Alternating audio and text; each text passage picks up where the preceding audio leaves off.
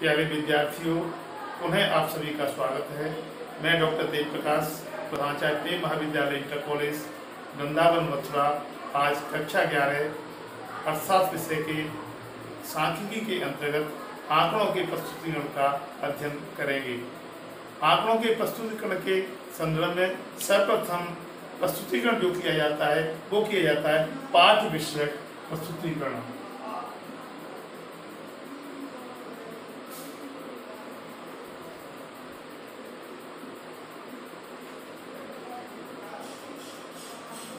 या वर्णनात्मक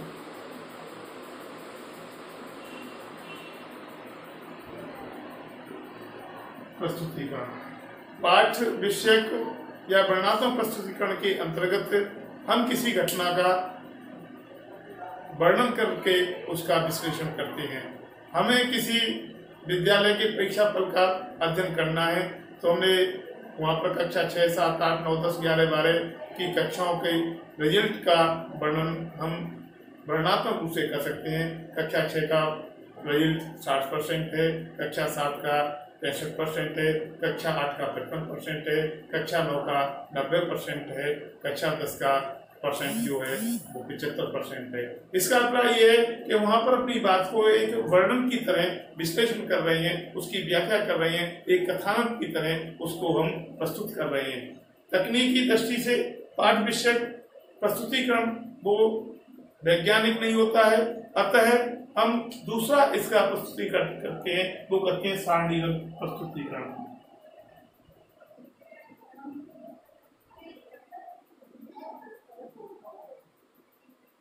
सारणीबद्ध प्रस्तुतिकरण में हम लोग किसी भी आंकड़ों को तथ्यात्मक जो होते हैं उनको हम सारणी में प्रस्तुत करते हैं। प्रोफेसर नीस बेंजर के अनुसार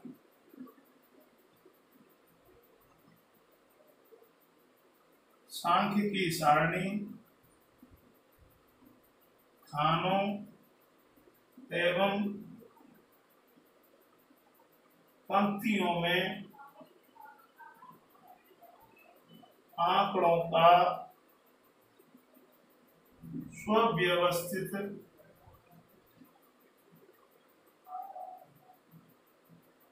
संगठन है। प्रोफेसर नील्स बेंजर के अनुसार जो सांख्यिकी सारणी होती है वह खानों एवं पंक्तियों में जो आंकड़े होते हैं उनको हम सुव्यवस्थित रूप से संगठित करते हैं, जो सुव्यवस्थित रूप से उनका प्रस्तुतिकरण करते हैं। अब सारणी को बनाते समय सारणी के 8 अंग होते हैं। सारणी के अंग, सबसे पहला होता है सारणी की संख्या। सबसे पहले हम सारणी की संख्या देते हैं। दूसरा हम सारणी का शीर्षक। तीसरा हम स्तंभ शीर्षक। नंबर 4 हम पंक्ति शीर्षक। नंबर 5 सारणी का मुख्य भाग। नंबर 6 माप। नंबर 7 स्रोत और नंबर 8 टिप्पणी। इस तरह से हम देखते हैं कि सारणी के 8 अंग होते हैं। उन सारणी के संख्या, सारणी का शीर्षक उचित होना चाहिए, स्तंभ होते हैं उसके शीर्षक दिए जाने चाहिए, पंक्ति शीर्षक दिए जाने चाहिए। सारणी का मुख्य भाग में आंकड़ों का प्रस्तुतिकरण किया जाता है, उसकी माप 1 होनी चाहिए, स्रोत कहाँ से लिया गया है और हमारी टिप्पणी उस सारणी के संदर्भ में होती है कि हम उस सारणी की व्याख्या के रूप में उसके लिए हम सारणी में क्या व्याख्या कर रहे हैं। इसके बाद में आते हैं आंकड़ों का सारणीबद्ध प्रस्तुतिकरण। आंकड़ों का सारणीबद्ध प्रस्तुतीकरण।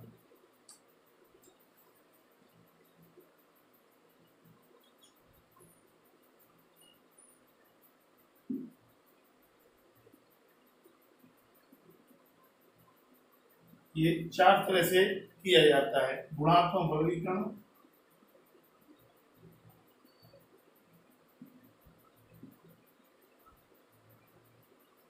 नंबर 2 मात्रात्मक वर्गीकरण,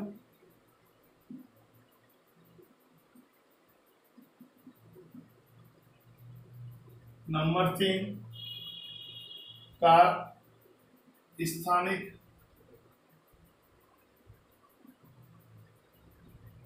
वर्गीकरण, और नंबर 4 होता है वो होता हमारा कालिक वर्गीकरण।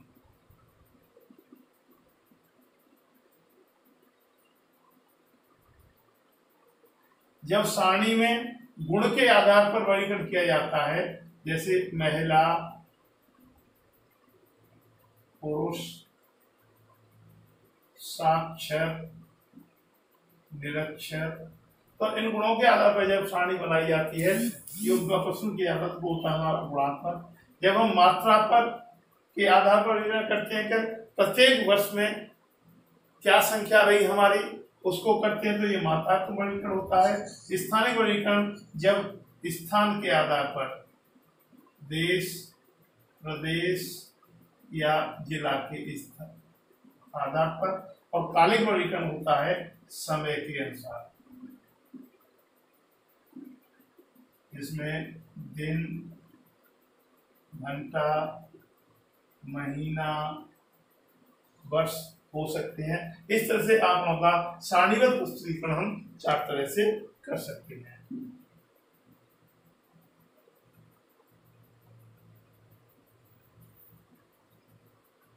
कोई शहर है, उस शहर में महिला 40% है, काफी पीने वाले लोग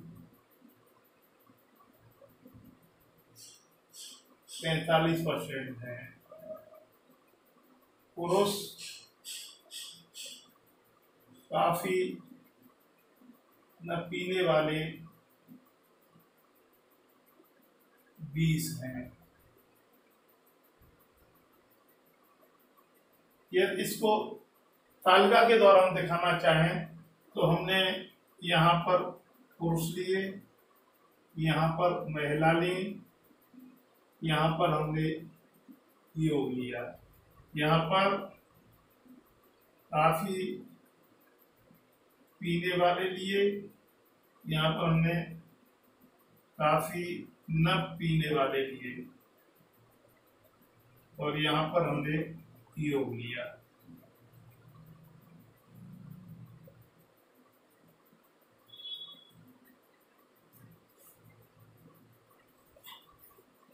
इस सारणी को इस तरह से हमने बनाया।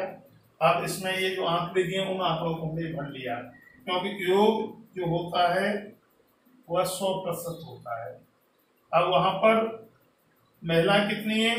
40%, तो पुरुष वहां पर हो जाएंगे 100 में से 40 गए तो 60%। वहां पर काफी पीने वाले लोग हैं 45,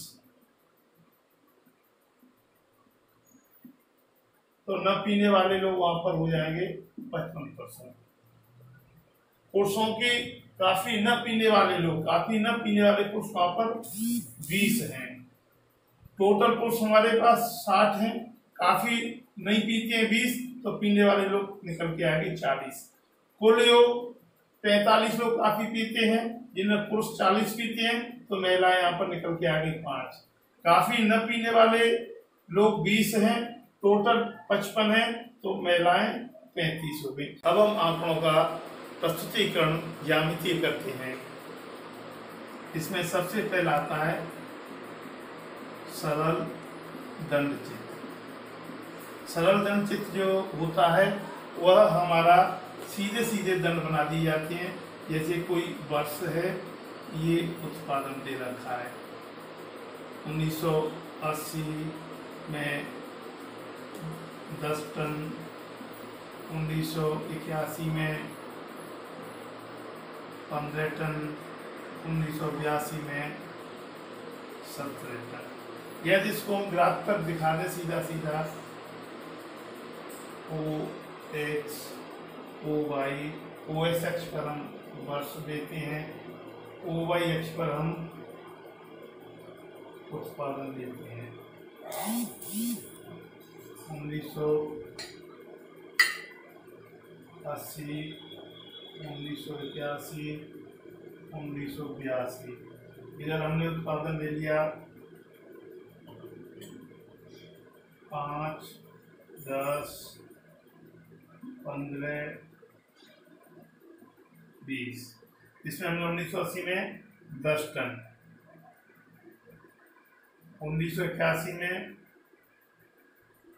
15 टन, 1982 में 17 टन। इस तरह से हमने देखा कि सरल दंड चित्र बना करके हम इसका प्रस्तुतिकरण कर सकते हैं। दूसरा होता है बहुदंड आरेख। बहुदंड आरेख, इसमें हम विभिन्न 2 या 2 से अधिक सरल दंड एक साथ बनाते हैं। जैसे वर्ष दिया है, निर्यात दिया है, आयात दिया है। 1980 में 10 टन निर्यात हो रहा है, आयात 15 टन हो रहा है।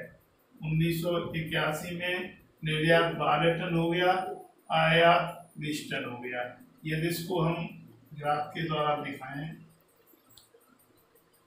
OX, OY 1980, 1981, 5, 10, 15, 20, 25। इस सब हमने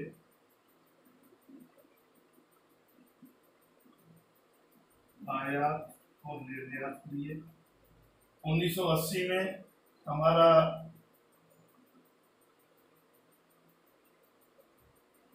दस टन आयात है, निर्यात है, और 15 टन हमारा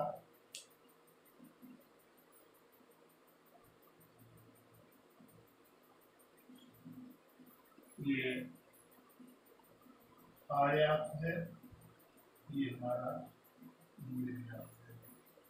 ऐसे ही 1981 में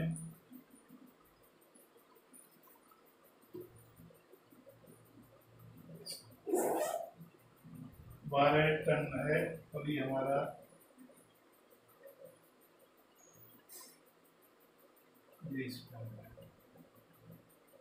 आयात निर्यात। इस तरह से हम 2 सरल दंड एक साथ बनाते हैं बहुदंड आरेख में।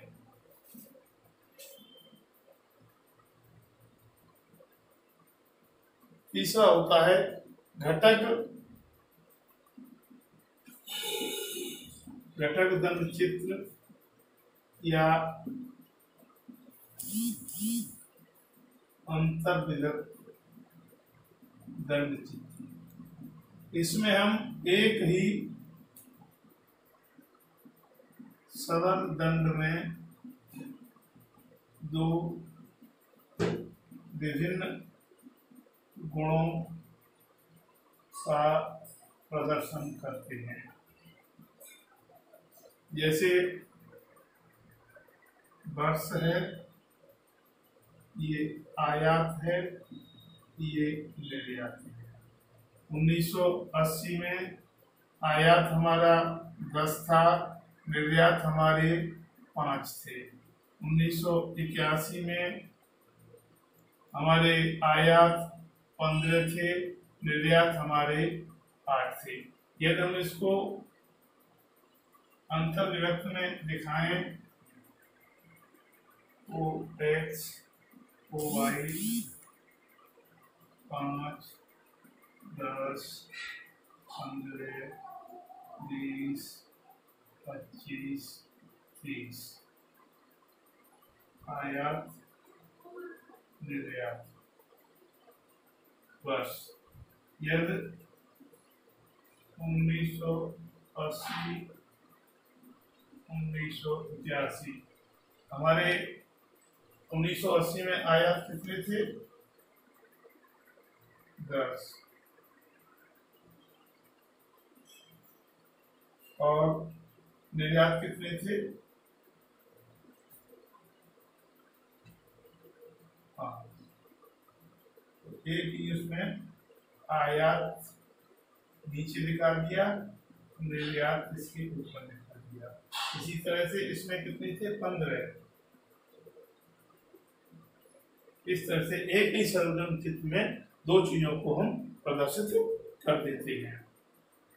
सरल दंड चित्र, बहुदंड चित्र एवं घटक दंड आरेख के बाद में अब हमारे पास में अगला बिंदु आता है वृत्त आरेख, कि हम वृत्त के अंदर चित्र में प्रदर्शन करते हैं आंकड़ों का, और वृत्त आरेख में का 360 अंश का कोण होता है। अब मान चलिए कोई हमारे पास मध्य रखी हुई है और उसका किया गया खर्चा दे रखा है। मजदूरी 25% है, ईंटें 15% है, सीमेंट का खर्चा 20% है, लोहा पे 15% है, लकड़ी पे 10% है और देखरेख हमारी वहाँ 15% है। इस तरह से टोटल खर्चा हमारा वहाँ पर 100% है। इसको हमें वृत्त आरेख चित्र में परिवर्तित करना है। जब हम परसेंटेज को प्रतिशत को कोण में बदलते हैं तो 1% बराबर 3.6 अंश होता है।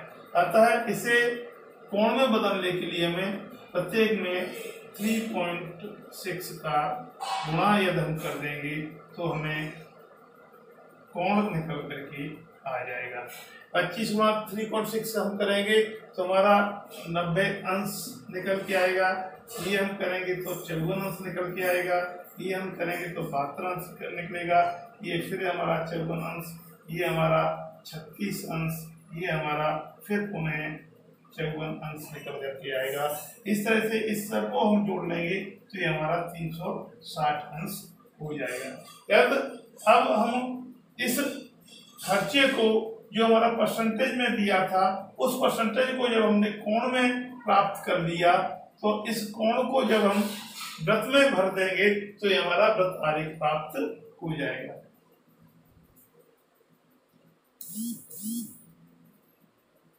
ये हमारा वृत्त है, इसमें 90 अंश का कोण जो होगा वो हमारा मजदूरी होगी, 1% हमारा लोहा,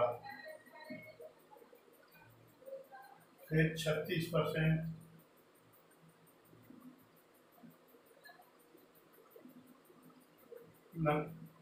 लकड़ी और 54% उन्हें दिए। इस तरह से हमको एक वृत्तीय चित्र प्राप्त हो जाएगा जिसको हमने प्रतिशत को कोण में परिवर्तित कर दिया है। प्यारे विद्यार्थियों, अब हम आंकड़ों का प्रस्तुतीकरण बिंदु रेखी विधि से करेंगे। बिंदु रेखी विधि से आंकड़ों का प्रस्तुतीकरण। कभी कभी हम इसे आकृति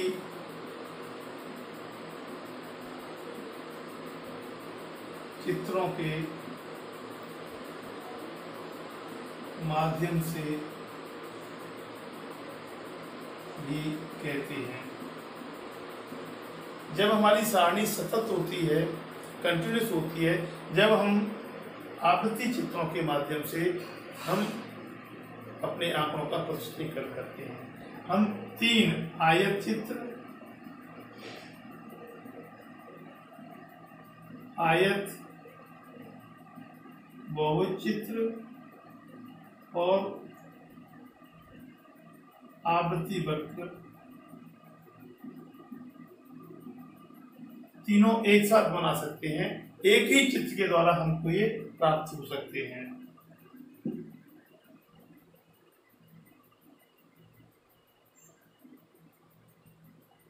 वर्गांतर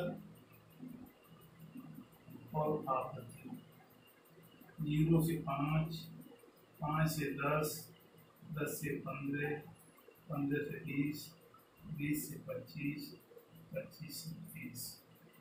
हमारी आवृत्ति जो रखी है 5, 10, 15, 8, 6, 2। अब इसको हम तीनों चित्रों को एक साथ एक ही चित्र में प्राप्त कर सकते हैं। OX, OY, इस पे हम देखते हैं वर्गांतर, इस पे हम देखते हैं आवृत्ति।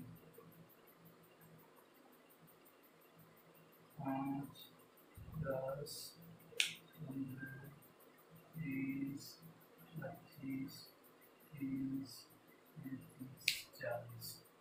इस अक्ष पे हम ले लें 2, 4, 6, 8, 10, 12, 16, 14, 16, 18, 20। 0 से 5, 5 है।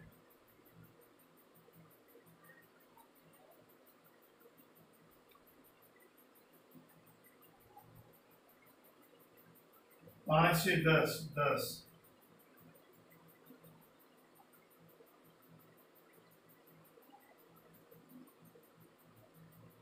10 से 15, 15।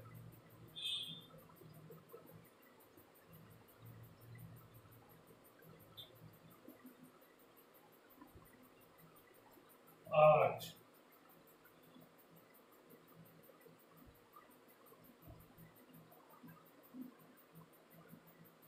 6,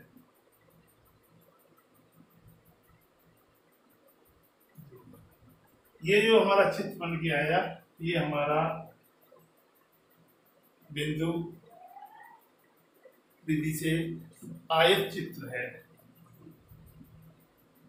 आयत चित्र यह हम आवृत्ति बहुभुज चित्र बनाए तो इसका जो मिड वैल्यू मध्यमान है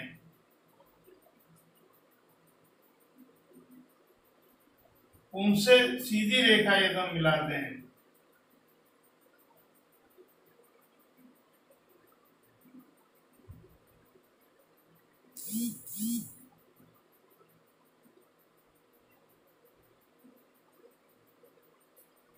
ये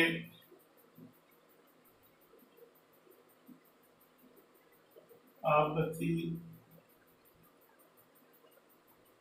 आयत चित्र,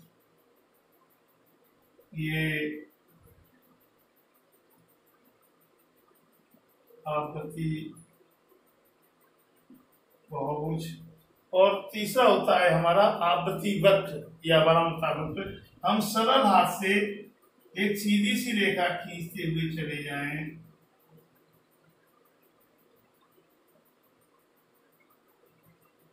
ये हमारी आवृत्ति वक्र। सरलता के साथ में हम सभी बिंदुओं को ढकते हुए चले जाएं तो ये हमारा आवृत्ति वक्र होगा। इस तरह से हमारा आवृत्ति बहुभुज, आवृत्ति आयत चित्र नंबर 1, नंबर 2 और नंबर 3 एक साथ हमको प्राप्त हो जाती है। अब हम देखते हैं कि संचयी वारांतर वक्र या त्रिकोण वक्र के माध्यम से किस तरह से आंकड़ों का प्रस्तुत किया जाता है। ये हमारे पास में एक सीरीज है जिसमें अंक और संख्या दे रखी है। अंक 0 से 20, 20 से 40, 40 से 60, 60 से 80, 80 से 100 है। हमारी संख्या दे रखी है 0 से 20 6 है, 20 से 40 5 है, 40 से 60 33 है, 60 से 80 14 है, 80 से 100 की संख्या 6 है। ये टोटल संख्या हमारे पास 64 है। अब हमको ये देखना है कि से कम और से अधिक, यानी 0 से अधिक या 20 से कम, 40 से कम, 60 से कम, 80 से कम, 100 से कम, यानी इसकी ऊपरी लिमिट से कम। 20 से कम कितने हैं? 6। 40 से कम कितने हैं? 6 और 5 11। 60 से कम कितने हैं? 11 और 33 44। 80 से कम कितने हैं? 44 और 14 58। और 80 से कम 58 है, और 100 से कम 58 और 6 64। इस तरह से हमारा ये से कम का भाग प्राप्त हो गया। इसी तरह से हम अधिक कितनी संख्या है? 0 से अधिक वहां कितने हैं? 64। 0 से अधिक कितने हैं? 64। तो अगले 20 से अधिक, क्योंकि 0 और 20 के बीच में कितने हैं? 6, तो 6 64 में से गए तो 58 आया। अगला हमारा 40 से अधिक, 58 में से हमारे 5 गए तो बचे 53। 53 में से अगले 60 से अधिक 14 20 गए, क्योंकि ये संख्या हमारी अंतर आएगा 20। 20 के बाद 6, और उसमें 100 से अधिक कोई है नहीं। इस तरह से हमारे पास जो संख्या आई से कम और से निकल करके। अब इनका ग्राफ हम पेपर पे बना लें, इधर हम वर्गांतर लें, इधर हम संख्या लें, तो से अधिक ये संख्या हमेशा बढ़ते हुए क्रम में आ रही है। 6 11 44 58 64। ये हम इस पे वर्गांतर ले लेंगे। 20 40 60 80।